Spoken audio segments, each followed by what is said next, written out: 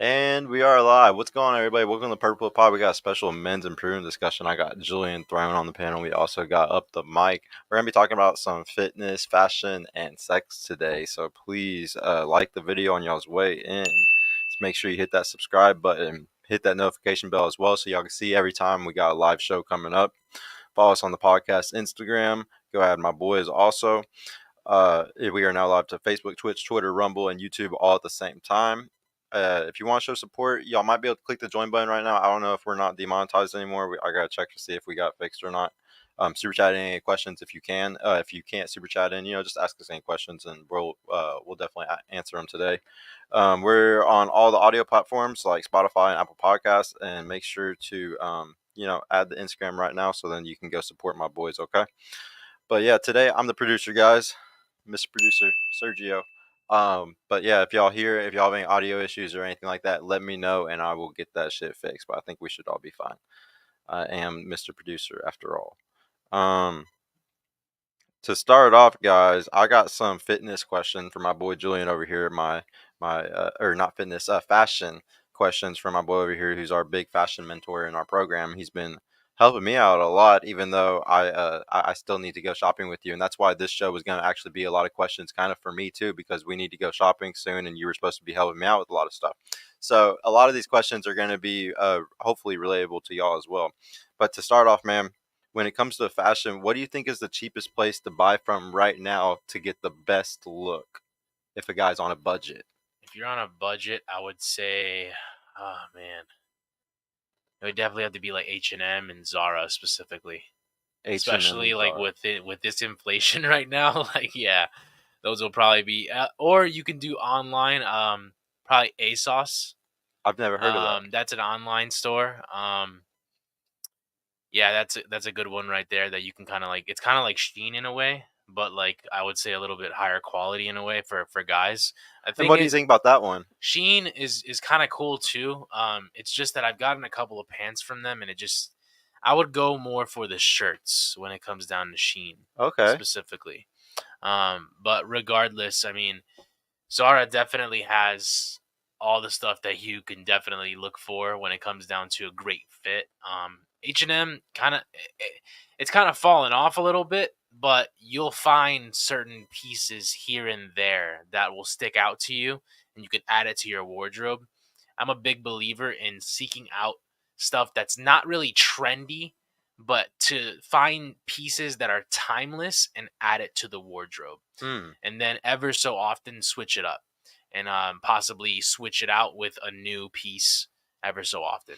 So, like, when you say timeless, like, do you mean like some types of fashion that would have looked good in the '70s and still looks good today? Yeah. Like, can you give me like some examples of what you would consider like timeless stuff? Yeah, it's like the jeans, t-shirt, boots type look. You know what I mean? That's never gonna go out of style. Like jean jackets, leather jackets. As long as these things are fitted to your frame and they look good on your frame, they're not too like bulky or baggy on you.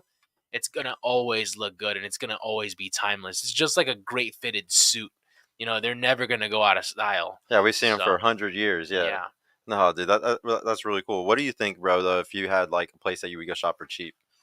For cheap? Yeah, like he mentioned, Zara is a great place as well. This one I'm about to mention is not really a cheap one. It's more so mid-tier, but I would say Express is a really good place. You don't have to get the most expensive stuff there, like the jackets and stuff like that, but they have some really good shirts that are not too pricey, like the designer stores and stuff like that, but it's in that range where it's like, okay, it's affordable. Do you mean they're dress shirts or just like regular t-shirts? They have everything. It's kind of like the more expensive version of Zara, but it's like I said, it's still in that range. Tier above it. Yes, it's in that range where it's like a shirt might cost like $40-$50, right? Yeah, I've always had very good fitted stuff from Express, and that's what made it so good was the fit on it. Yeah, I agree with the Express stuff. Just don't get anything with the Express logo. Yes, don't get anything with the Express logo. Yeah. So what do you think is like expensive and good for the people that are balling on a budget or not balling on budget? They're like balling, like they don't have to worry about the budget. Like, is there anything that you would say? Because I honestly think sometimes like a lot of designer looks kind of goofy. So if somebody does have good money but they still want something nice, like what would you suggest? Look, like at the end of the day, designer's cool, and I don't necessarily have anything against designer brands. The thing that I dislike is when people are literally wearing the name brands and it's visual, and it's like literally all over their entire outfit. You look like a NASCAR driver and you're not even sponsored by these people. You are not incentivized by these people, these designer brands at all. You should want to wear clothing where people are legitimately asking you, "What is that? Where'd you get that?" And you don't even necessarily have to tell them where you got it from. But the fact is that it sparks conversation that could also lead elsewhere. That could Mm. possibly be for business. That could also be for something that you are promoting, something that you are selling, something that you want people to be a part of. So that's the whole point.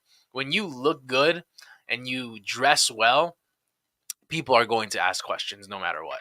Yeah, and like they don't, yeah, they can't assume where it came from when there's no logo right here. They got to ask where it came from. That's very smart about like networking.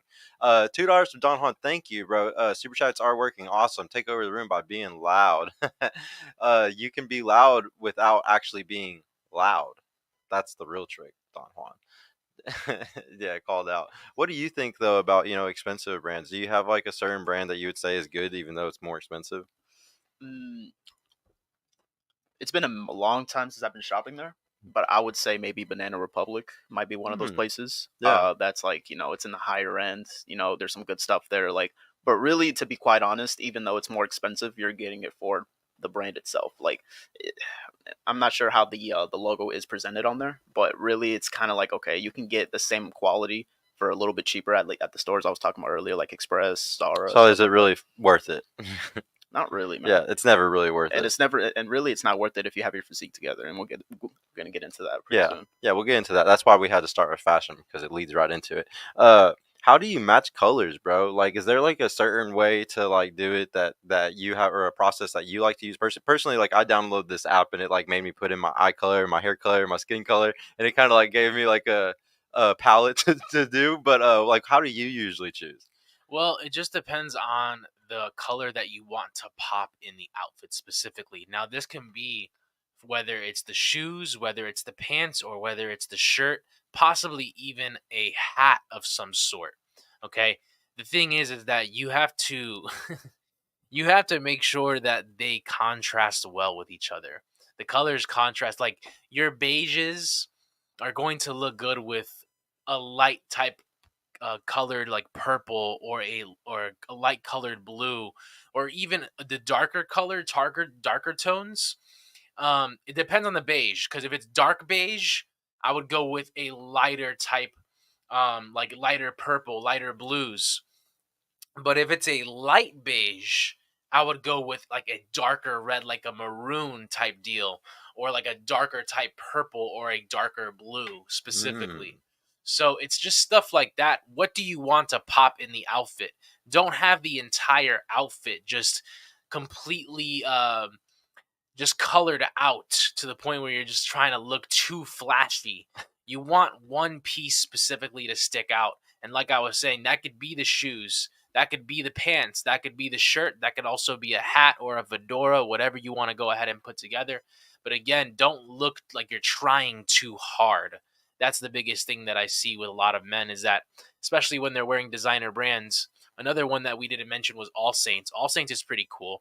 Again, but I just wouldn't wear anything with a logo specifically. One big thing that I love is whenever I see like entrepreneurs building their own clothing brand, and they're not necessarily promoting a logo or anything on the clothing itself, but you just know that it's quality, like you're wearing quality and it feels good on your body, and that alone is going to make you feel confident in wearing it. If you feel confident wearing the specific colors and everything that match your skin tone, like I would say, like even for me, like I'm a little darker toned, oranges, yellows, and greens, they don't really work with me. Like I would say like army type colors, like army green, like olive, that works pretty well. But as far as all the other ones, no, not really. So any type of like highlight colors or anything like that, they don't really work with my skin tone. So you just got to really figure out, just because it looks cool doesn't mean it's going to look cool on you. Mm.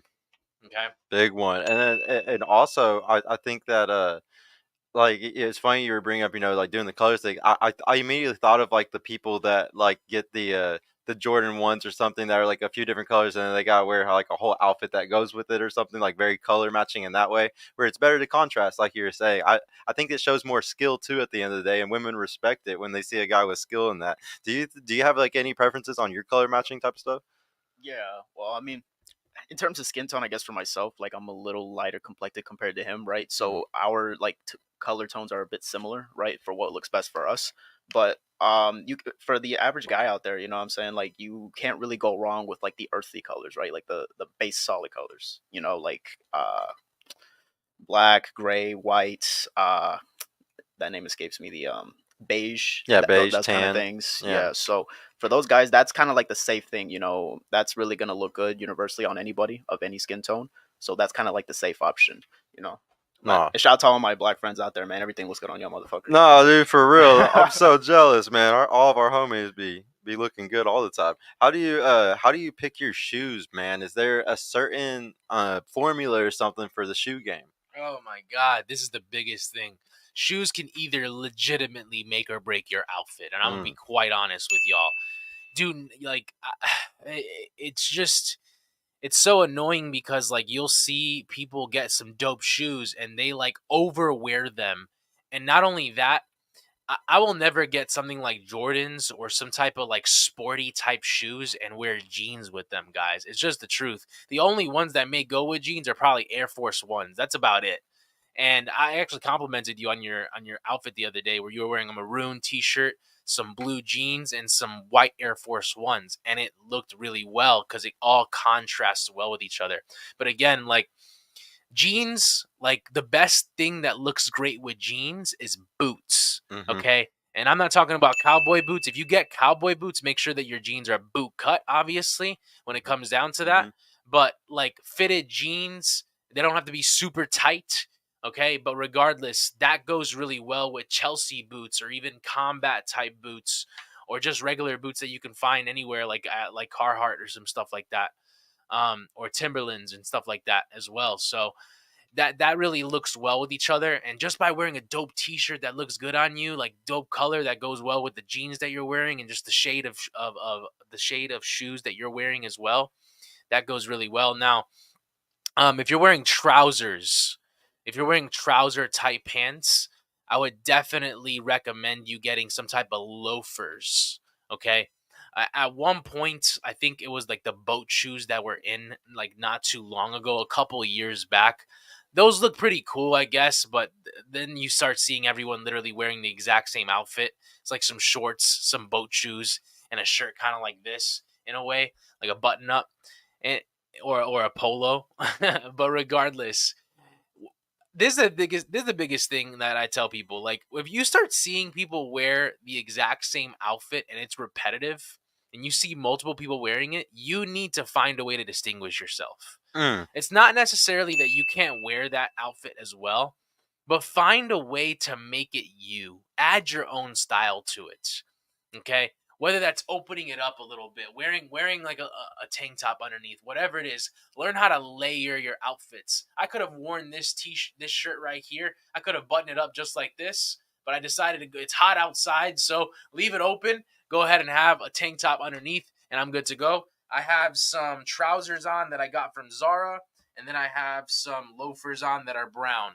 Okay, so browns normally look good with blues. They normally look good with beiges, whites. Okay, so that's the type of stuff that you really want to go ahead and go about. It will make you stand out from the crowd, gentlemen. I'm telling you right now. If you really want to catch women's eye, and women really do pay attention to these details, you don't have to be so crazy rigid with them to the point where you start overthinking things, but learn how to have a specific uniform for every occasion that you are a part of. no, dude, that was so fire. Actually, what do you think about shoes? Do you have any tips on shoes? With shoes, yeah. When it comes to that, it's like you said. It's like you said. You really want to wear like stuff like that's not. Because here's the thing: you want to dress your age, right? Because there's some people like I'll take me for example. I look pretty young for my age, right? Mm-hmm. So knowing that, I had to stop wearing Jordans when I Mm, was at a certain point. I was like, damn, like okay, this makes me look like I'm a child. That I'm still in high school and shit like that. Makes me look kiddish, right?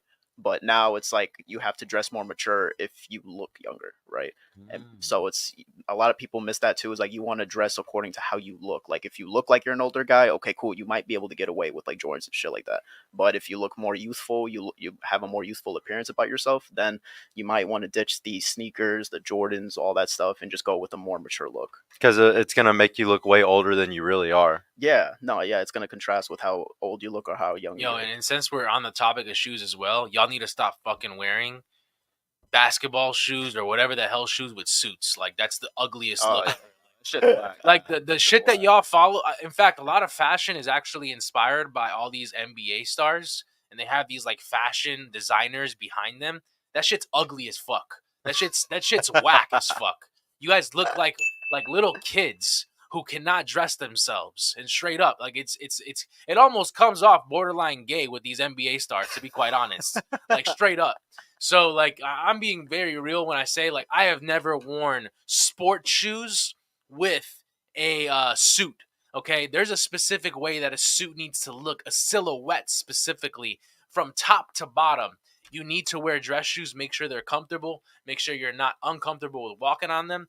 But regardless, never do that, guys. Like straight up, your shoes can make or break your outfit. It's childish. Like I really think it's childish too. Like you said, man. So what about colognes? What is the best cologne for these guys? And if you can, try to give like a cheap price point one and like a high price point one or something for the budget guys and for like the better dudes. Oh man, colognes. Well, one thing I will say is aside from colognes, you can also use scented lotion that you can get from Bath and Body Works. Okay, so that's a big one. They have a whole masculine line as well. A lot of guys will pass through Bath and Body Works, and obviously there's a lot more women stuff in candles and stuff like that. But they do have a masculine side as well, and you can get some of those, and that really helps you, like especially if you like sweat.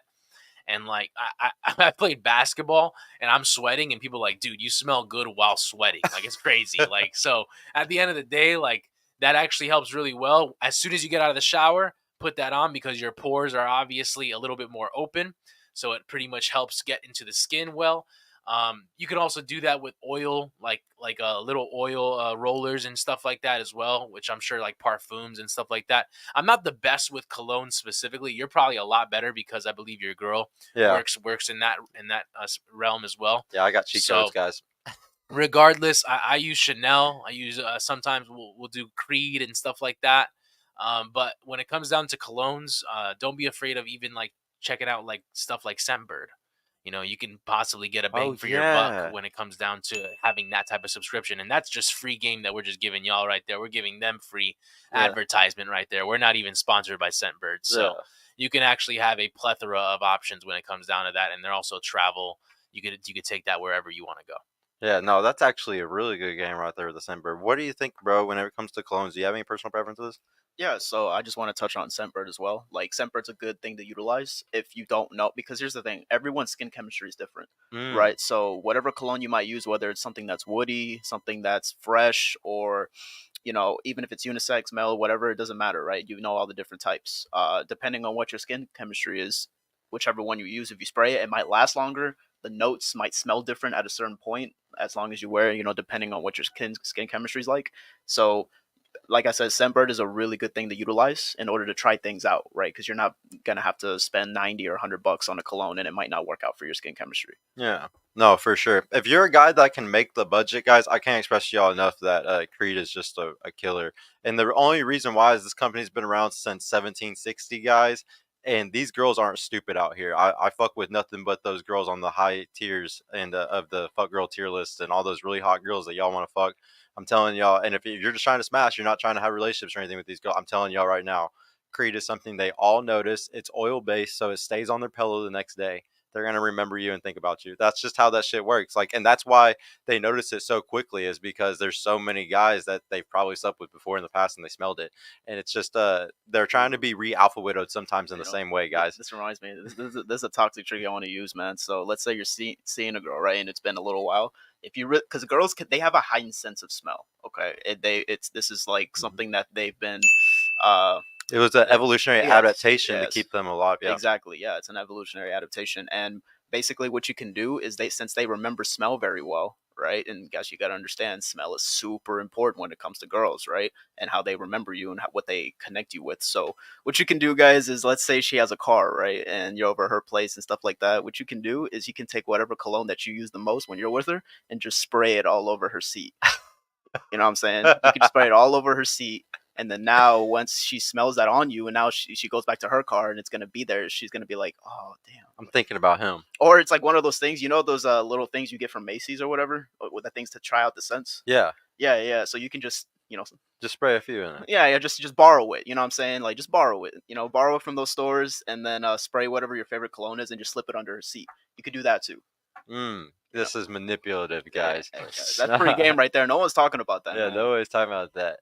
Nah, shout out to you, who though. I want to shout out to all the people watching. Shout out to John C, bro. What's up, man? We got Red Pill Crip in the house, bro. I hope you've been good, bro. It's been a minute, man. Next up though, I want to know, bro. How do you know what suit color is best for you? You think? Because I know there's so many combinations and stuff. Everybody, talks about that video, like the Steve Harvey video of all the different suit colors. I found I could only wear like 3 of those colors, sadly. But like, how can somebody figure out, like what suit colors are best for them, like combinations and stuff? If you haven't started a suit wardrobe, I would go with like a black, I would go with a navy, and I would go with a tan. Like basically starting out, and I would stick to solid colors, guys. I'll be honest. Like I know that this world wants to go ahead and be selling you prints and stuff like that, and those are cool too, depending on the suit that you're wearing. But when you're starting out, the solid colors are really where it's at. Like I said, you got to figure out what looks the best and contrasts well with your skin tone. Okay, there are suits that like if I was gonna wear a navy suit, I would wear probably some type of white underneath, some type of beige underneath, possibly as far as the shirt itself. Also, I know that a lot of people will also like want to mix and match the pant color and the jacket color specifically. Um, the silhouette of the suit just looks a lot better, and you look way more professional if they're the same exact color. The shirt itself can be different, and just keep it that way. It's just more simple as well, guys. Yeah, don't overcomplicate Yeah, it. do not overcomplicate this stuff. Like the fashion world, I know it tries to be all trendy. It tries to do a lot of different things just so it gets people to go ahead and be consumers and buy this and buy that. And then when the trend is gone, you pretty much have no use for that. This is why I tell y'all to build a timeless wardrobe. And again, if you have not started a suit wardrobe at all, start with the basics. Start with black, start with navy, and start with tan, beige. And then you can go ahead and mix and match the different colors that contrast well with those specifically. If you want your suit specifically to also look good, I know that they sometimes do like the little pins on the on this part right here. That's cool, but I would definitely get a couple of different handkerchiefs that really look good on the pocket itself. And that's pretty much it, guys. Once you start making more and more money, you could possibly get some. What are these called again? I forgot the things that go right here. Cufflinks. Cufflinks. Yeah. Yes, you can get something like that, but do not overdo it, because if you are wearing a tie, if you're wearing a pin, if you're wearing a handkerchief, and you're wearing cufflinks all simultaneously, you're just doing way too much, guys. You just look extra. Just doing too extra. So be simple. Find out the standout pieces that you want for that specific day and that specific outfit. Also, just understand the scenario that you're going to be walking into. Okay, where you're going, if you're networking, whatever it is. Again, you want. I'm telling y'all, it doesn't take a lot to really get a lot of attention from a lot of different people. I remember when I was coming up in the entrepreneur world, I would wear, suits, and I would make sure that I'm wearing it simple, and I'm just making sure that the colors contrast really well. And I would get compliments all the time. None of it's designer. A lot of it was actually Express or something else. So or like back rack back in the day. But regardless, it was never designer, and I would always get compliments of people telling me, "You look better than the guys that are wearing designer right now." Okay, that's the goal. So right again, there, guys. how you walk into a room, your chest out. You're just making sure that you have that posture going into wherever you're going. You look good, you feel good. I'm telling you, people will gravitate towards you, and they will see you, and they will feel that energy in the room, whether Mm. you're walking into it or whether you're walking out. Guys, remember, men are visual creatures. Like we know other men are visual creatures, so we're all going to judge each other a lot off of visual stuff. And we know women care about that shit too, obviously. So we got to worry about it. Shout out to Red Pill Crip, bro. Thank you for the 20, man. Yo, I'm overdue. Much blessing to y'all. I'm on my way soon, bro. Come whenever. Pull up, bro. We would love for you to come back, man. Brian Vega, thank you for coming, bro. It's I like that you love the channel, man. I love it when you come back. I definitely wash my ass with prestige. Yo, Sergio, let me ask y'all a question. What would you tell a person who just doesn't dress formal or do formal events, but had a mentality to be in the atmosphere? Bro, we've been talking about this a lot lately. Code switching. Why don't you go ahead and go into detail more, about code switching and how big of a deal this is today? Well, this is also another reason why, especially like if you come from a minority background, and I do this because I don't think like a minority. You have to understand, just because you come from a minority background, you cannot think of yourself as a victim. Otherwise, you stay in that position and you do not elevate at all. Another thing that a lot of minorities do not do is they don't read. Okay. And reading itself, you can't just listen to stuff, guys. I'm gonna be honest with you. I know that audiobooks and everything are all the rave today, and that helps too. But you literally reading word for word, and you possibly not knowing a word or how to spell it specifically, or how to pronounce it, you going to the dictionary and you figuring it out for yourself and then adding it to your vocabulary, that's how you're able to go ahead and code switch specifically. You guys hear me talking like this right now, but if I was in the hood right now, I know how to go ahead and code switch and go ahead and talk hood. Okay, like it is what it is. So when you learn how to read, and you're reading on a daily basis, reading 1 hour a day is 4% of your day. I'm telling you, it doesn't take a lot, guys. So even me, I'm always checking myself on that. Always making sure that I'm always learning new words and stuff like that. Like me and Mike were actually watching the show Power the other day. And there's this person in the show, and he's always making these big statements with these words that we haven't heard before. And we pause the show every single time, and we legitimately look up the word, and we literally are going back and forth and like, yo, like how would we say this in a sentence to each other or something like that. Like that's what you guys need to be doing, okay? Code switching is so huge. Just you have to understand the scenarios that you're in, guys. You have to be aware. You have to be alert. You have to be attentive. That's one big thing as well that I will let people know here. Okay, when you know the types of people that you're about to talk to, the types of rooms that you're about to walk into, that is when you prepare properly. Okay, Mm. there has been many times where I'm talking to myself in the mirror sometimes. Okay, if I'm doing a public speaking event or anything like that, like I'm in a room by myself beforehand, and I'm going over a lot of different things that I want to go ahead and discuss while I'm in the room. I'll get a good view of the room, learn how to read the room. You have to learn how to read the room specifically, and that's how you'll know how to code switch specifically. Yeah. And he was also, saying like he doesn't like to dress formal and do formal events and stuff. How do you like should he be able to also learn because I don't know if you remember Red Pill Crip, but he dresses like kind of he's a gangster now so he dresses more of the streetwear. So the like how does somebody like that get out of the habit of only doing that? Like should he try to do that type of wear but in the formal events, or does he need to just break that barrier, get a suit, and Break the just do it? barrier. I would say break the barrier. Back in the day, remember, like the hood was ran by the Italian mob and all that, and look at how those guys dressed. They were hood. They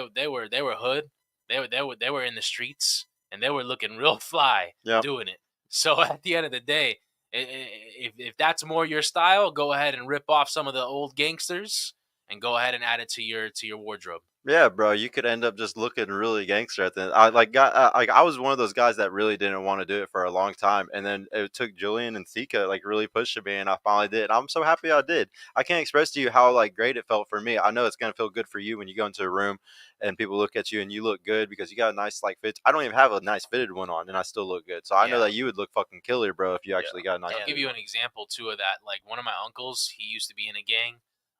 He way long ago back in Chicago where I'm from.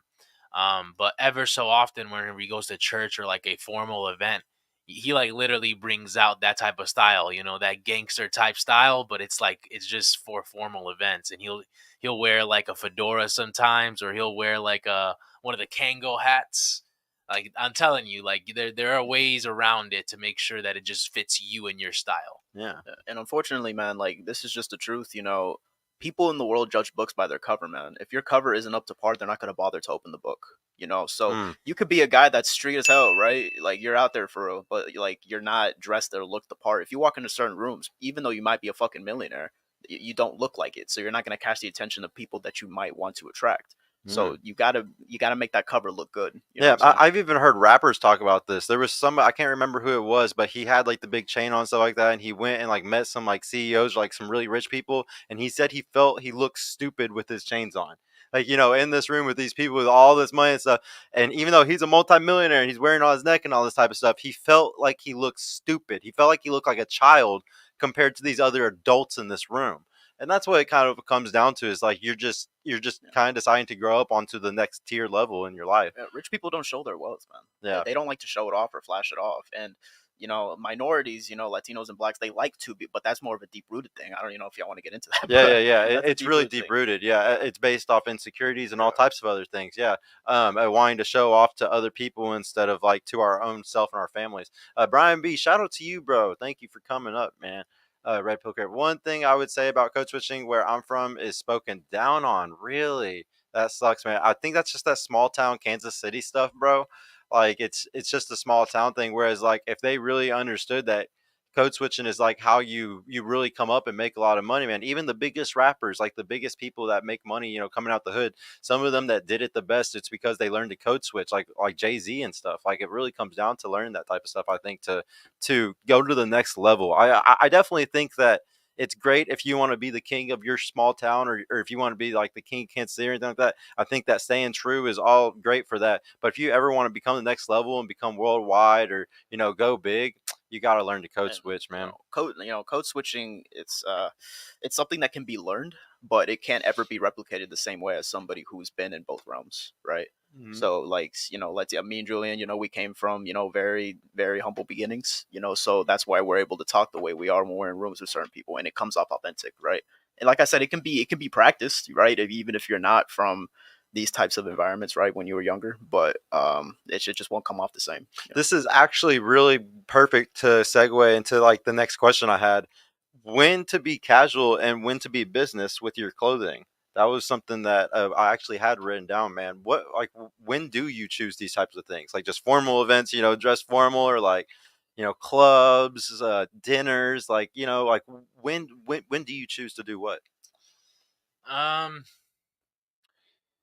if I'm going out to a networking event where I know there's other entrepreneurs and stuff like that, I'm going to wear a sports jacket, which is a suit, something in that capacity. It doesn't even have to be a collared shirt underneath sometimes. It can just be like a shirt or a t-shirt that's a solid color. And you can do that too if you want to keep it even a little bit more simple. I know that's a little bit more in style these days, but keep the pants, trousers. Unless you like are literally embodying that cowboy look, do not wear jeans with a sports jacket. Like unless you're like a Jay Waller or something like that.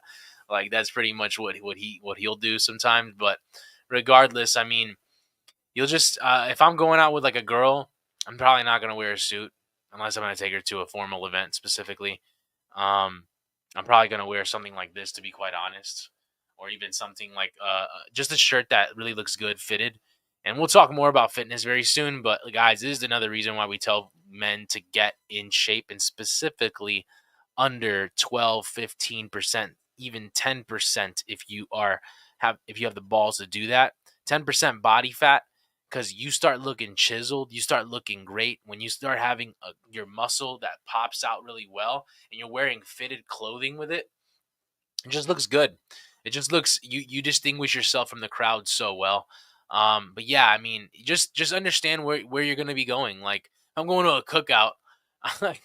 I'm not gonna wear something crazy like formal or anything like that, or anything like super poppy. Like, that's kind of what I'm probably gonna wear, like something a little bit street in a way. Like, I'll probably wear some cargos, like some fitted cargos, a dope T-shirt with like a print, and maybe some like Nikes or some freaking some Jordans or whatever it is that goes with that. That's another thing, is like, if you're gonna wear Jordans or anything like that, like, get some type of like cargo type pants, like get some type of like sporty type pants that make you look athletic, athleisure.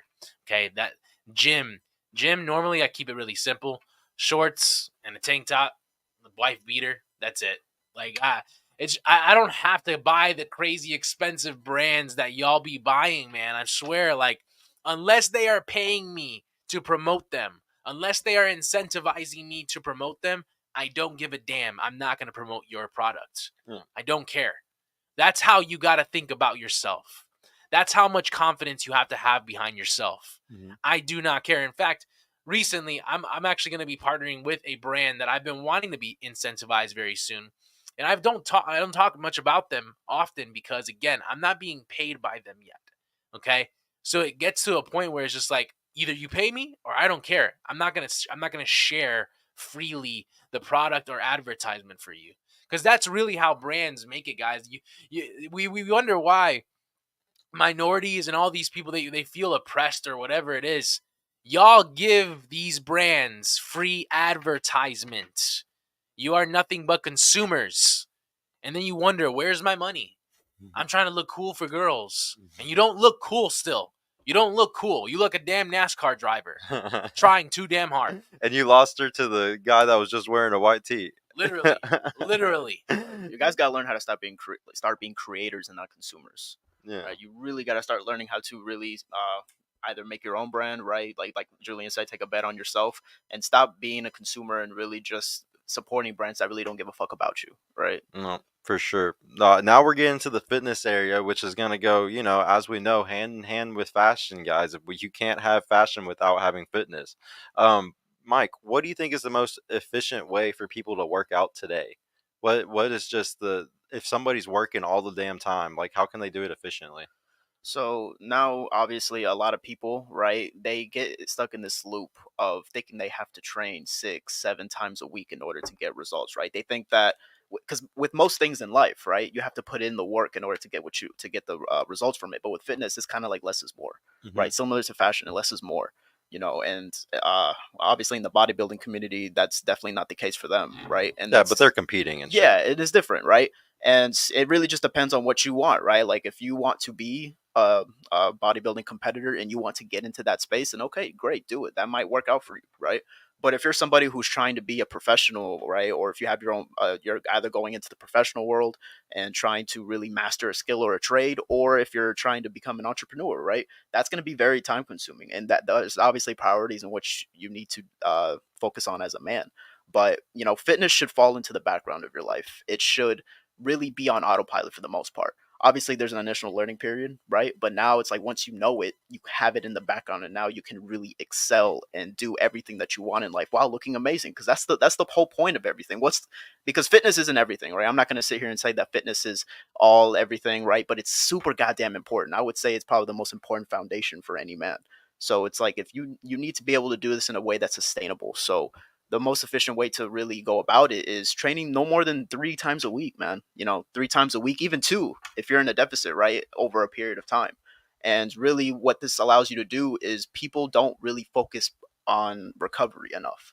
And unless you're on gear, guys, you let me know, right? Unless you're on some gear or some shit, or TRT, or any of those other stuff, then okay. I mean, shit, obviously you're different, right? You're an outlier, and you don't really have to recover at the same pace as a natural. But I'm speaking the naturals right now, right? So with naturals, you really have to make sure that your recovery is on point, right? You have to make sure you're getting the proper sleep. You have to make sure that you're getting the adequate amount of calories and protein for, whatever your goals are every single day, right? and you really need to be able to do this, right, while making sure, like I said earlier, that it falls into the background, like it's not taking over your life, right, while you're really able to focus and be the best man that you can be. Okay. How many steps should someone get in, you think? If I was talking, am I talking like from a beginner standpoint? Say just a beginner standpoint. Yeah. Okay. I would, for my clients and stuff like that, I would basically, if they're novices, right, for the most part, I would basically get them to start at least 8 to 10K, right? Get to that first, do that for a week, right? Because it's going to be very hard to push somebody to do 15 to 20K off the rip, right? If they are like super sedentary and get like 2 to 3K a day, right? Yeah. So you want to build them up gradually. So 8 to 10K for the first week. And once they can do that consistently, now I put them up, okay, now get 10 to 12. Do that for a week. Now, once you're at 10 to 12, now go up to 12 to 15. Okay. Now 12. Now here's the thing. Now 12 to 15 is the most I would recommend for most people, right? Because now once you get into 20, 25K on a consistent basis, now you're gonna have to start playing around with calories. You're gonna have to really start micromanaging a lot of things, right? In order to make sure you recover properly and your training performance doesn't go down. But for most people, you know, I said in between the 8 to 12, 15K range, that's kind of like what you should be getting every single day. Okay. If you're overweight, what's the first goal that you put people on to lose weight? Well, first you got to be in a calorie deficit. That's the main thing, right? Because walking, like, here's the thing: I put walking on people because when you're in a calorie deficit, the main thing is appetite modulation. Okay, you really want to make sure your appetite is suppressed. That way, you don't have to go and use so much willpower in order to really stay in that calorie deficit, right? Walking burns a moderate amount of calories while having a neutral effect on hunger. Okay, and that's what you want. You know, running, like, obviously when you're running and doing hit cardio and all that shit, you might burn more calories in isolation in that moment. But what's gonna happen is it's gonna backfire and you're just gonna overeat those calories anyways. Yeah. So if you walk 10K steps, right, just to show it burns about, on average for a guy who's 5'10", right, let's say about 400, 450 calories, right? But if you're running, you might burn, 5, 6, 700 calories, right? So you have to eat more. Yeah, so is those 200 calories, like, it doesn't make that big of a difference because we know how easy it is to eat calories, right, compared to burning them. So you're putting in all that extra work to burn an extra 200 calories, but then now it's like, oh shit, I'm super hungry, I'm ravenous, now I'm just gonna overeat that and probably go 500 to 1,000 over in calories, and all that work is just down the drain. Yeah. Right. With walking, it has that appetite, modulation effect, so that's why it's super important. I really like walking ever since you got me started on it, man. What do people do who don't have time to walk, or they just work a lot? Is there any way that they can do it while they're working if they have a stay-at-home job or anything like that? Like, what's the solution? So if you work like an office job or you stay at home, right, and you work from home at a desk or something, what you can do is, one, if you have the money for it, you can go on Amazon and order a desk, a treadmill desk, right? Dope. And if you're on the laptop all day, you can just walk while on phone calls and stuff like that while doing that. But now, let's say that you don't have the money or the resources for that. What I would do is I would just walk around your house, do allocated times of like 30 minutes, because to get 10K steps, if you're going at a brisk pace, it takes about an hour and 40 minutes, right? So you would just be able to break that into like 3 30-minute time blocks. You know what I'm saying? Maybe one 1 hour time block and then two 30-minute time blocks if you want. And you can just break it up however you want, because you don't have to get it all at once. The point of the 10K steps is that anything counts towards it. So if you're going to the grocery store, if you're going to go take a piss, if you're just walking your dog, anything like that, it doesn't have to be an isolated thing where it's like, okay, I got to go to the gym and go on the treadmill and walk for an hour and a half. You don't have to really allocate so much time towards that. You can just do it while you're doing everyday things. Okay. Yeah, like that standing treadmill desk is definitely a huge game changer. That thing is so cool, 'Cause, dude. like at the end of the day, guys, like, it also helps with your posture. If you're sitting down all day, like, you're probably going to be in a slouching position pretty much majority of the day, and that's not good for you long term at all. So instead of having to buy products to keep your posture straight while you're sitting down, you can buy that. In fact, my girl, actually, she has a standing treadmill desk, and she literally inspired like 7 to 8 other people within her workplace to go ahead and do the exact same thing. So they literally get on Zoom calls all day, and they're literally on standing treadmill desks. Yeah, So, I saw one that was super tiny, bro, that could just go under a desk. Yeah. Like, if you have the money for it, guys, they're getting really cool with having to help you do that just right there under your desk. Small, really efficient. and give yourself any excuse to get steps, guys. Again, they don't have to be an isolated time frame of your day. But you'll definitely sometimes want to wake up earlier. You may want to go ahead and see the sunrise, and you want to get a bulk of your steps done throughout the day. And then on average, you'll get around 3 to 4 thousand steps no matter what the rest of the day. Yeah, very true. How do you do your fasting, man? Or like, or how do you even suggest sometimes to do fasting? I know sometimes it's very personal, so that's why I asked, how you do yours. Yeah, so obviously there's the typical fasting window that everybody knows about, the 16-8. I don't really recommend that for my clients and stuff like that. What I do is I give them a more lenient version of it. So how it goes, like for me, for example, I wake up, right? And I would push my fast basically 4 to 5 hours upon waking, right? And honestly, I could go long. I usually go about 8 hours, guys. I'll be quite honest. Like I'm just very used to it. I've been doing it for almost, 5 years at this point. But for the average person or for a client that I'm working with, I would just get them to start by pushing their first meal 4 to 5 hours upon waking. And there's a lot of benefits for this, guys, because when you're able to really do this, you get so much more mental clarity throughout the day. Because if your body's constantly just metabolizing food all day, every day, all hours of the day, it's going to inhibit other functions in the body. Okay. So you really want to make sure that you're, giving your body that time where it's not digesting food because now other functions are going to properly be executed better. Hmm. And it's It makes you sleepy too, man. yeah, no, it does too. Like, guys, come on. Like, did you guys have bowls of cereal ready to go for you like thousands of years ago? No, you didn't. Yeah. Like, this is a very natural thing that we've been adapted to do over time. It's just now that, people have been pushing it on you, like, to sell meats and shit, breakfast meats and all that stuff. It's all a marketing propaganda, right? Breakfast and all that shit. Like, that phenomenon was just pushed upon you to make money because that's the root of all evil apparently is money, right? It was all just to make a buck, So y'all were just sold a dream. You were sold a lie. Fasting is very natural. It's something that humans have done for thousands of years, right? Obviously, there's modern ways to go about it now compared to back then, but that's basically what we've been wired to do. Yeah. What's a superfood that you think everybody should eat or needs to eat, or just the biggest superfood for you? If I had to pick one, Yeah. I'm gonna go with steak, man. I'm gonna be quite honest. Like, here's the thing with steak, right? People, it gets such a bad rap because it's high in cholesterol and all that stuff. Like, that only matters if you're already a fat fuck, right? Like, let's be quite honest here.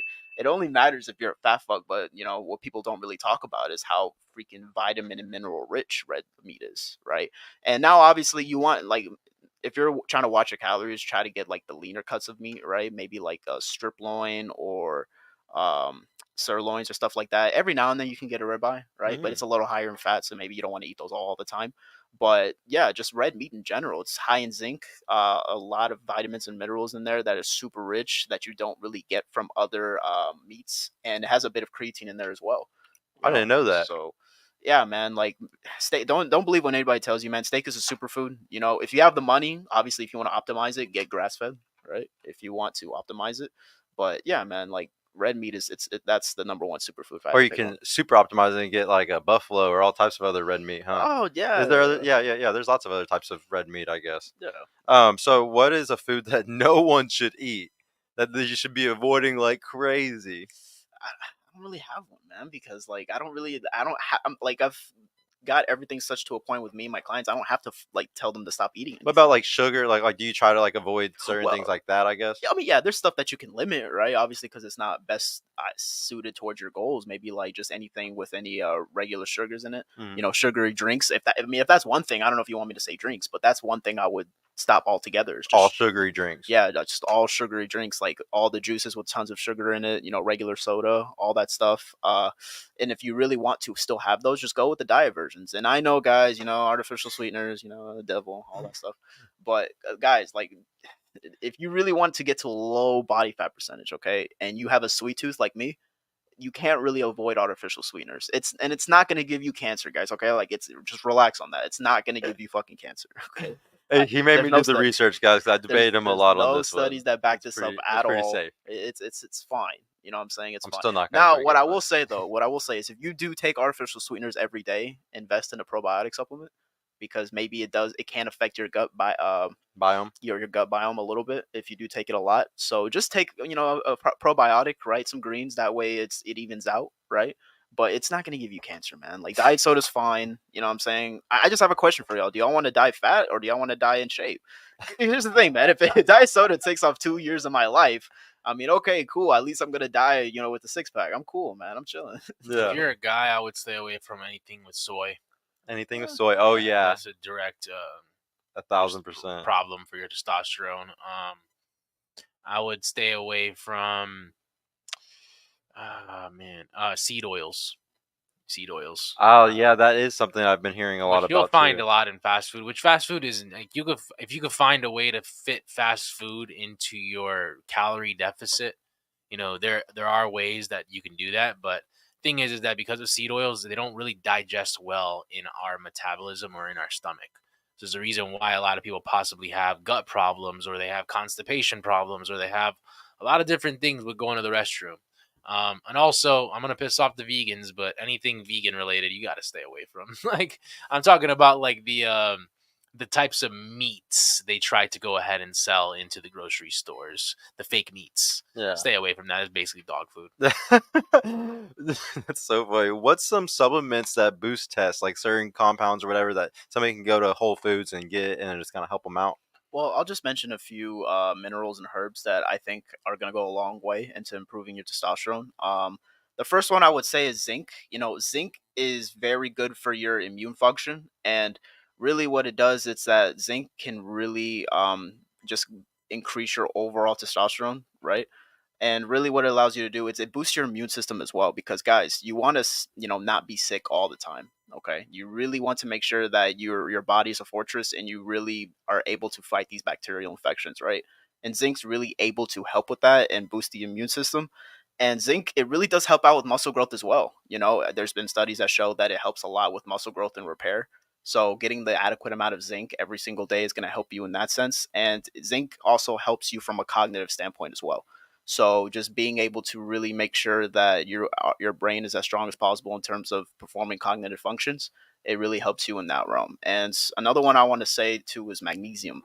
This one is super important. This one's in like bananas and stuff like that and leafy greens. And with this one, it really does increase your total testosterone very, very much.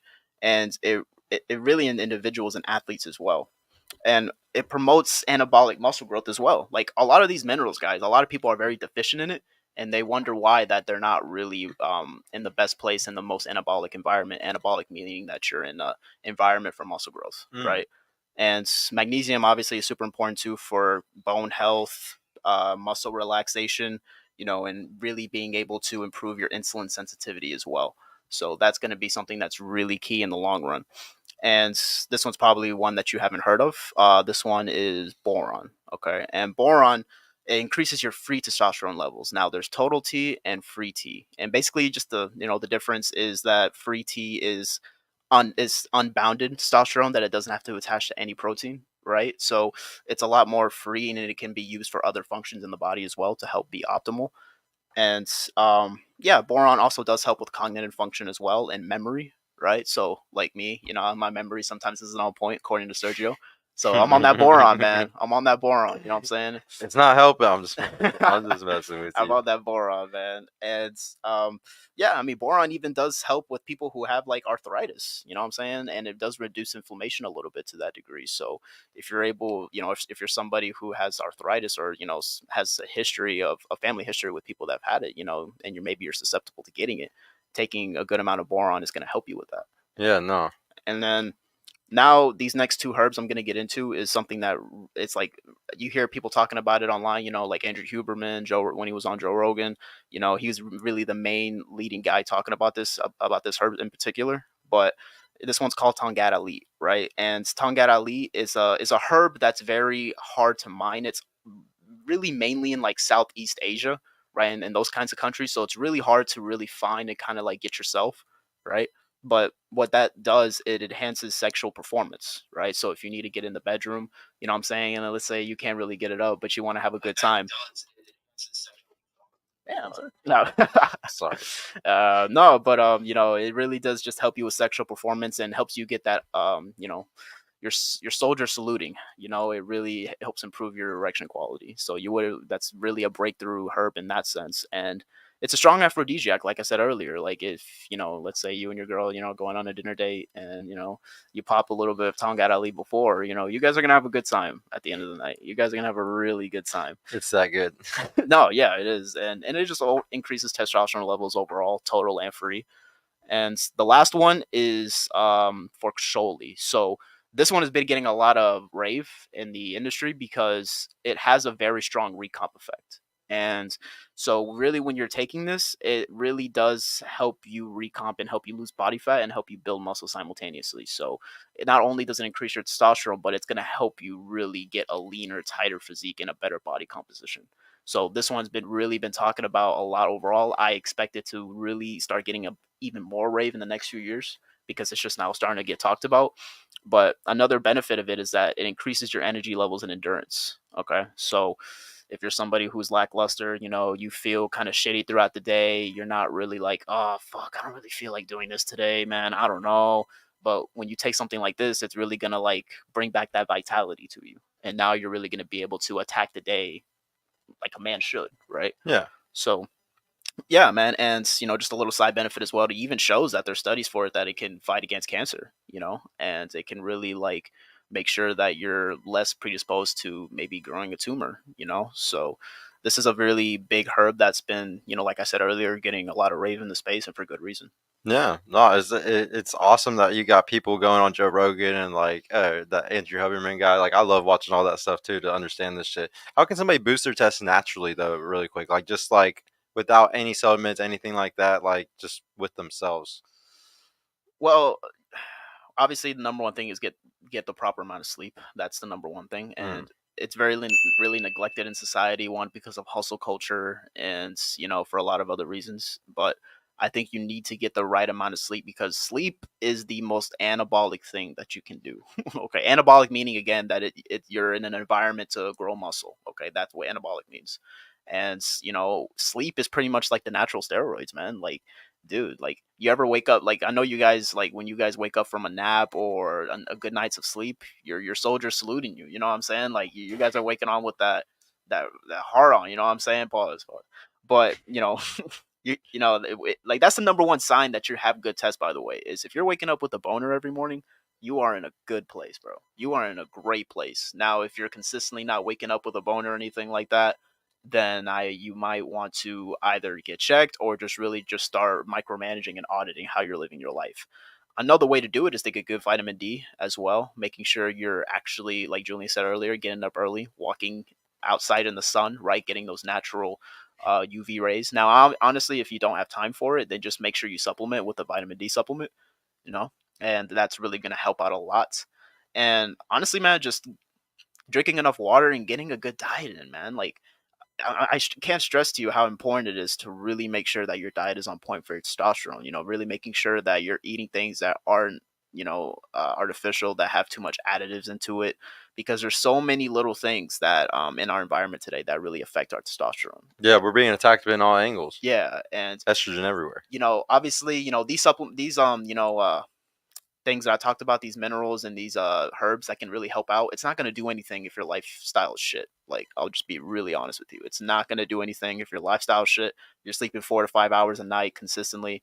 You're eating crap all the time. You're not training hard. That's another thing too. Like, you have to understand, your body's not going to give you testosterone if it doesn't need it. Okay. If you're not training hard, because back in the day, right, like, people had to kill motherfuckers to get their food and shit. You know what I'm saying? Like, it's different now. Like, obviously, there's a modern way of going about it, and that's just going to the gym, right? You really need to make sure that you're progressively overloading and lifting heavier weights over time. Okay, what is this going to do? This is an adaptational response, and your body's going to respond accordingly.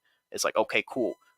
Okay, cool. You're bench pressing 70-pound dumbbells on each side. Fuck, like, your body doesn't know the difference. It feels like you're getting attacked by a bear or some shit. Yeah. And then it's like, okay, I need to increase my testosterone, right? So everything is just an adaptational response. So you really need to make sure that you are training hard in the gym and really pushing the envelope. Not this pussy shit, these swipe workouts that you see on Instagram and all this shit. Shit that's getting strong on compound movements and staying lean while doing it. That way you have a strong relative strength to yourself. Yeah, not them videos on Instagram, bro. Yeah, no, they look good. They look good, but I promise you that's not how they got in shape. I can tell you Yeah. that right now. No, so guys, for both of us now, we're gonna go into like the sex talk now, guys. For both of y'all, how does sex appeal tie into fitness and fashion, y'all think? Either one. You just walk around with the confidence knowing that you are the man. That's just what it is. It's so much easier. It's just what it is. And honestly, like, girls have this like instinct of uncovering confidence in men. And if you don't, they can smell it. And if you do, they're gonna shit test you. But if they don't shit test you, they either think like you're really not worth it, or you're probably gay. So you're Yeah. probably homo. So regardless, like, it is what it is. Shit tests come in all forms. When it comes down to women, you got to learn how to master them and learn how to respond. There's another thing that you got to master with your communication, because women fall in love with what they hear, men fall in love with what they see. And y'all think I'm playing with this shit, bro? Like, dude, it's been proven that women are naturally attracted to guys with a good shoulder to waist ratio. If you can't even see your dick because your belly's too big, bro, you got a problem. You know what I'm saying? And you don't got the proper shoulders built. Like, women are attracted to that shit. Imagine you're fucking a girl, right? And you're doing missionary, just for example. She's gonna feel your hard body, right? Pause. She's gonna be able to feel everything, right? She's like, oh damn, I'm with a man. You know what I'm saying? She can see the proportion from your shoulders to your waist, and they are turned on by that. This isn't me talking shit, guys. This is like actual science, okay? This is studies that they've done with women that they've experimented with, okay? So I'm telling you, you guys think it's a fucking joke, bro. Like, y'all think just getting money and shit and these, it's like I say, these are amplifiers, right? They're not foundations. Like the game that Jerlene was talking about earlier, making sure you know how to communicate with women, knowing social cues, being aware. The other part of it, the other foundation of it is fitness, okay? Like if you're not in shape and you don't look the fucking part, like, because it shows that you can protect them. Guys, it all goes down to, it's all adaptational responses on a biological level, okay? It shows that they can, if you're in shape, it shows that you can protect them from, intruders or people that, are trying to murder you and your family and your kids. It just shows protection, right? So there's so much things to it, and you guys think that amplifiers such as money or status is going to get you to where you want to be with girls. Yeah, it could probably get you laid for a night, but is it going to be enough to really, get them to really desire you over a long period of time? Probably not. You know what I'm saying? Probably not. So you really want to make sure that you have those foundations set in place, which is your fitness and your game, and then you can worry about the amplifiers later. Now, there's obviously exceptions, I'm sure Sergio will agree. If there's like a guy who's like older, he's like 30, 35, 40 plus, and he doesn't have his money together, then that's a rare case, right? He should probably focus on getting his money together, right? But yeah, now, it just depends. yeah, but now if we're talking about a guy who's relatively young, let's say 18 to 20, you should really focus on getting your foundation set in place, fitness and game. Because, and when I say game, really what I mean is understanding female nature. That's what I mean, really. Because this is life and death situation, guys. This isn't when I'm not fucking around here. This is like serious shit. Like, this is stuff that guys kill themselves over. So if you don't understand this, right, and you don't have the fitness along with it in order to, because your fitness is a direct reflection of who you are as a man. Like, I'll just say it straight up. Like, it's the most basic form of discipline. Can you keep certain amount of calories out of your mouth? Okay. If you can't even do that, how the fuck can you even how do you even think about being competent in the real world? So it really just goes back to, that's why I said earlier, they're foundations. Okay. Yep, that's why we were talking about sex last, guys, because fitness, fashion, it all comes together for you to be able to even get sex. So studies show that it's 7 to 13 minutes is the best time period for like for sex, which was really weird because the study also showed that 13 minutes is the average time for a girl to have orgasm. So I guess like more than half the time, guys are only lasting 7, 8 minutes, but the girl's still satisfied, I guess, with that. For the guys that, aren't in that bracket, like they're under 7 minutes, or maybe they're the type of dude where they just go for like an hour because their dick is so like, numb from watching pornography their whole life or anything. What type of advice would you give to these type of guys so they can relax? If they're the guys that last too long, that hurt the vagina after doing too much, or the guys that are just premature ejaculators that don't last up to the 7 minutes to get their girl to have a O? Man, women love foreplay. Women love foreplay. Before you actually penetrate her vaginal area, you really got to learn how to play with her. Like, learn how to whisper certain things in her ear. You could make a girl start orgasming before you even penetrate her, guys. Like, that's straight up truth. Like, women get wet again based off of what they hear. Okay, this is the reason why they read novels. This is the reason why they're not as visually stimulated by pornography like men are. In fact, I'm not going to be a stranger to it. I don't promote people watch pornography because I used to watch it myself, but What I would specifically pay attention to is how the guy interacts with the girl. Okay, the foreplay aspect. What type of verbiage is he using to go ahead and turn her on? That's the way that I would go about it. But again, I'm not promoting that you guys watch pornography, because again, you shouldn't be touching yourself. You should want women to touch you. Okay, No point in so touching yourself. go based off of that. Learn how to go ahead and really find the hot spots on her body, whether that's on her neck, whether that's on her chest, whether that's around her breasts, her areola, not necessarily the nipples specifically. Learning how to use your lips, your tongue, and pretty much just take it all over her body, and you can make her orgasm before you legitimately penetrate her vagina. Yeah, I think that's like shows the difference between a pro and a noob is definitely like how much can you get that girl going crazy before you even put anything in She her. literally is begging you to put it in. Yeah, Legitimately begging you. begging. That's how you know, like, you got it. No, for sure. What do you think, man? So I just want to give some advice to guys who are like, they finish a little too early. So let's say this is a girl that you've met for the first time, right? And you get it if you do everything right, you do everything correctly, and she smashes you the first night, right? Let's say, if you want to make sure you last the longest, skip the head before, guys. I know you guys want to get head as right away, right? Which is cool, right? But obviously doing the oral stuff, what I'm saying, it's gonna stimulate you a lot quicker. And depending if she, because for a lot of you guys, man, she might be the hottest girl you've ever dealt with. You know what I'm saying? Like like who knows? I mean, which y'all motherfuckers, I don't know. So what I'm saying, you might not be used to that, and what might happen is like you might finish too early, right? So what you want to do is you want to push that back until the end of it. When you're about to come, bro, when you're about to finish, that's when you tell her, hey, what I'm saying, like, give me some dome, you know what I'm saying? And that way you just last a little bit longer. Just get straight into the fucking right. Like I said before that, though, do the foreplay. Super Foreplay for her super important. early, but no foreplay for you early. Exactly. That's how you should do it. Yeah. Like exactly. You really want to make sure that you're really just stimulating her, like really just teasing her up until that point. Like like Julian said, like really beg her, and like do not go in until she practically begs you to. No, that's smart, guys. So my next question was, ironically, should guys go down on girls though? This is around the bracket of it, But as we know, though, you can get a girl hot and ready without ever doing that. So, what's y'all's opinion on it? Should a guy go down on girls? Okay, so, oh man, I have to like really vet the girl specifically to see if her hygiene's on point. That's the biggest thing. That's the biggest Or you'll factor. do like And that's the the biggest. weird That's move the when you get biggest out? thing, guys. Like, you guys be thinking that all these girls are like hot and shit. Like, most of them don't really know how to take care of themselves. I'll be honest with you. Some of the hottest girls that come across, like, that are visually stimulating to you, they don't take care of themselves. They literally think their shit don't stink. Like, literally, guys. Like, I'm just being quite honest. This is why smell, like, is a big thing that turns me on specifically, and it should be something that you raise your standards for as well. This is the reason why I don't like fucking chubby girls or fat girls or anything like that, because again, they're just lower standards for themselves. Like, they don't take care of themselves. You go to these girls' apartments, you step inside their cars, dirty as fuck. Like, I'm telling you, man, like, scent and smell are everything. I have been in those cases where, like, I smashed a girl and she didn't smell that well, her vaginal area specifically, or my dick just doesn't smell good whenever I take it out.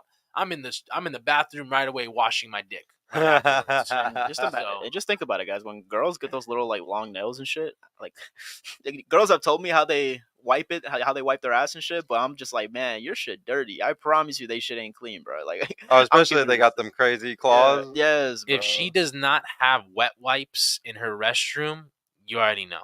Oh yeah. You already know. If anyone is just using toilet paper, especially you as men, but specifically women, if they are only using toilet paper, nope.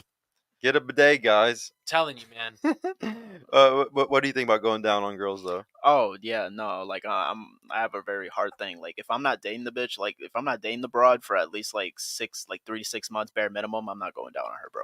Because you just have to imagine, guys, like I'm sure you've seen this too, Sergio. Like there's a lot of like STDs going around, especially like Oh, in so Texas bad right specifically. now. Yeah. You know what I'm saying? Like, why would I just go down on the girl that I've met at a club or where I just met? Ooh. Like why would I do that? Like that's ridiculous. You know what I'm saying? And plus, like here's the thing. I don't mind going down on a girl if she's my main girl, right? Like let's say she's the main girl that I'm talking to, right? She's the one that I'm consistently seeing. Then okay, cool. I don't mind, right? But I want to get your guys' opinions on this too. Like, do you think going down on a girl is you know, I don't like to use the word beta, but beta behavior? I like doing 69s. Yeah, that's pretty equal. That's like that's the best one. Well, no, like what makes it gay is like if a dude like has his ass up in the air, like he's like if he's like in like a really weird position, like you got to be like laying down like full fucking like army laying down like army prone. You can't be like in some sniper. Yeah, dude, you can't be in some like weird position because like where he's like fucking his ass up. yeah, bro, like you can definitely look like a beta when you're doing it if you're fucking stupid. So I definitely can say that there's like a wrong way to do it. But yeah, I agree with you though. 69 is by far the best. Like, and also like that's another reason why we tell y'all like to, especially if you're like in your 30s or whatever it is, like you're dating women that are in the 18 to 26 bracket, because normally I've come across women that are younger that take care of themselves a little bit more. Facts. Yeah. I think the more they get older or the more experience they get with men and just experiences in life scenarios, they say caring. fuck it and they just stop caring. Yeah, it's disgusting. Because fucking Tommy over here was totally okay with the smell and didn't give a shit. Yeah. Super weird. That's so weird too. But guys, should guys eat ass? Yeah, I had to ask this one. Damn. I eat ass on the first date, guys. I'm just kidding. I'm just kidding. Oh man, I mean, I'm gonna go with no, man. this is why even if she's your wife and you've been with her for 10 years or 5 years and she's dead ass sexy as fuck. You can get back to me on that. You're not gonna answer it? No, I am gonna answer it. I'm still not going to. So like, we're gonna say long term. She's your wife. Y'all been together. This is why I say wet wipes, and also there are also there's also cases and scenarios where like I'll have my girl like go in the shower, like clean up, and then we're gonna fuck. Like if that's the case, like I sometimes will do that, like literally as the night's progressing, just because like that's sometimes I wouldn't necessarily promote it if you're not in a monogamous relationship or you're not in a long-term relationship with the girl. If it's just a fuck buddy here and there, like probably not. But if she did, like sometimes, dude, I've even told girls like if like actually that are just fuck buddies, it's like you better smell good every inch of your body when I see you. Every inch of your body, you better smell good. So that's something that I definitely tell them too. It just depends on the frame that you go ahead and set. But I don't necessarily stimulate the ass directly. It'll kind of just be a secondary thing with just eating the vagina from behind. Yeah, no, I had to ask this one. What do you think? Nah, man, I don't think I'm gonna do it, man. It's such a weird thing, man. Like here's the thing. I'm very basic when it comes to just like getting me off. Like I don't watch porn like that. You know what I'm saying? I'm a very easy guy to stimulate, right? Like I'm good. You know what I'm saying? Like I don't need to eat ass. She doesn't need to eat mine. It's for her, bro. Sometimes the girls love it. Sometimes they want you to put a thumb in their butt. I mean, they're just weird, man. Those are weird. Butt plugs and everything. Yeah, I mean, or like I like seeing it as cake. Yeah, like it's just cake. Well, fat ass. Yeah, dude, I love ass. So I guess shoot me, guys. I'm just never gonna let this one go. I love ass. Do girls' orgasms matter, guys? Does it matter? I think it matters in the beginning. In the beginning, when y'all start seeing each other, just to show her that you're capable of doing it. But later on, I mean, it's like okay. Well, this also comes down to the fact that you should be seeking out genuine desire as a man.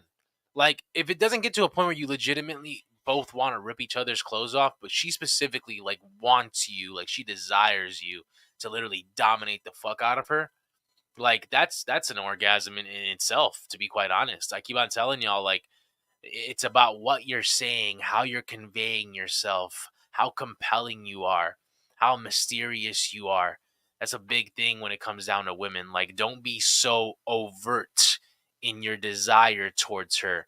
Like, you gotta be covert, you gotta be mysterious. And to be honest, the orgasm, it happens. But to be honest, when a woman really wants you, and she really like, she's gonna want to please you specifically. It's like her having a conquest as well. When a woman gets you off, it actually makes them feel good about themselves.